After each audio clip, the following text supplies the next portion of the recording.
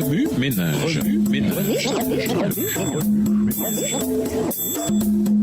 Bienvenue dans votre émission Remue ménage. Nous voilà au mardi 15 mars, l'hospitalité et l'écoute. Lisons Apocalypse 3, les versets 2, 3 et 20. Apocalypse 3, les versets 2, 3 et 20.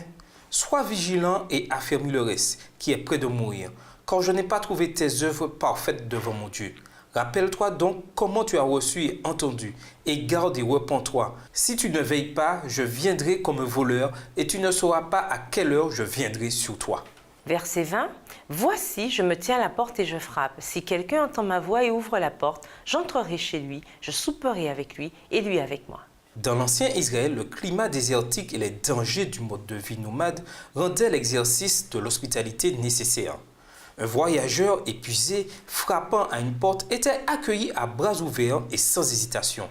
Le mot hébreu « mitzvah » décrit souvent un acte de bonté en relation avec l'aide apportée aux pauvres. Les Israélites étant passés de l'état de tribu nomade à celui de nation reconnue, l'hospitalité continua à faire partie de leur culture. Au début des années 60 après Jésus-Christ, l'apôtre Paul contribua à l'établissement de 9 églises dans 9 villes différentes.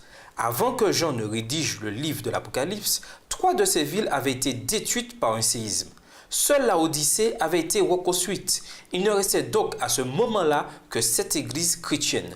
Or, ces églises dépendaient les unes des autres pour survivre.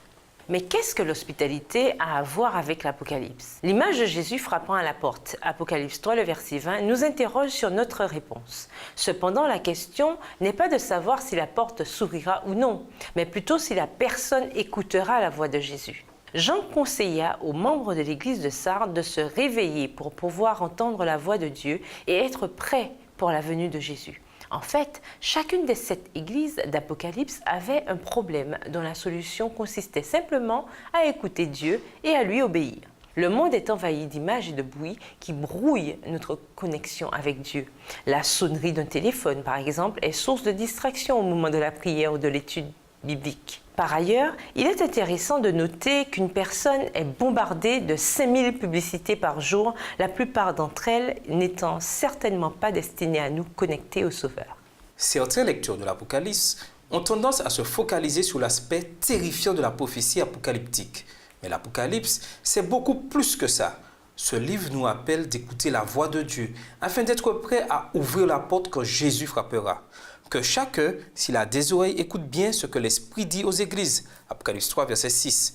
Se borner à lire la prophétie ne suffit pas. Si nous voulons vraiment comprendre la prophétie, il nous faut écouter le Saint-Esprit.